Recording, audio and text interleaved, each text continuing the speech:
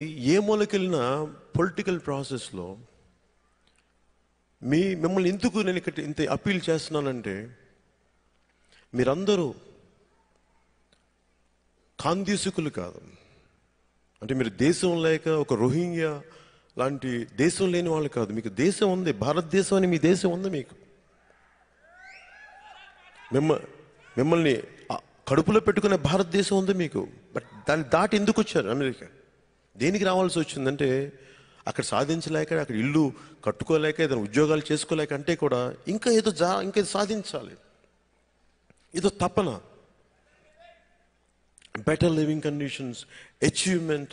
లేదంటే మనం చదువుకున్న చదువుకి, మనకున్న సమర్థతకి అక్కడ సరైన సౌకర్యాలు లేక, సరైన మనకి గుర్తించే పరిస్థితులు లేక, it made us to migrate to US or migrate to other countries. ఇలాంటి మిమ్మల్ని నేను మిమ్మల్ని ఎప్పుడు కూడా మిమ్మల్ని ఎలా చూస్తాను నేనంటే, మిమ్మల్ని ఒక జాతి సంపదగా చూస్తాను, భారతీయ సంపదగా చూస్తాను మిమ్మల్ని. ఎందుకంటే నా రీజన్ కూడా ఏంటంటే, మీరు ఒక ఇల్లు మీరు కట్టుకుంటే, మీరు కష్టపడి సంపాదించింది, పలానా రవి అనే అతను అక్కడ ఇల్లు కట్టుకున్నాడు అంటారు. ఇక్కడ విజయవాడో ఇంకోటో కరీంనగర్ ఎక్కడో. కానీ ఇక్కడ కడితే, ఒక డెలాస్లో కడితే, మనోడరా మన తెలుగుడరా కట్టాడు అంటారు. మన భారతీయుడేరా కట్టారు ఇల్లు, మనోడిదాన్ని. అలాగే మనకి మైక్రోసాఫ్ట్కి నాదిల్లు అయితే మనోడే, మన భారతీయుడు అంటాం.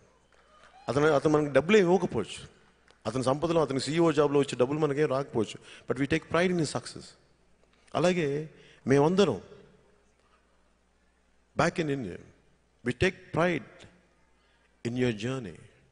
మీరు ఎంత కష్టపడ్డారో, మీరు ఇక్కడ రావడానికి ఎన్ని సమస్యలు తీసుకున్నారు, ఎన్ని చిత్కారాలు పొందారు, ఎంబసీస్లో ఎన్ని అవమానాలు పొందారు, ఎన్ని ఇబ్బందులు పడ్డారు, కష్టపడి ఇమిగ్రేషన్కి దాటుకొని వచ్చి ఎన్ని ఇబ్బందులు పడ్డారు.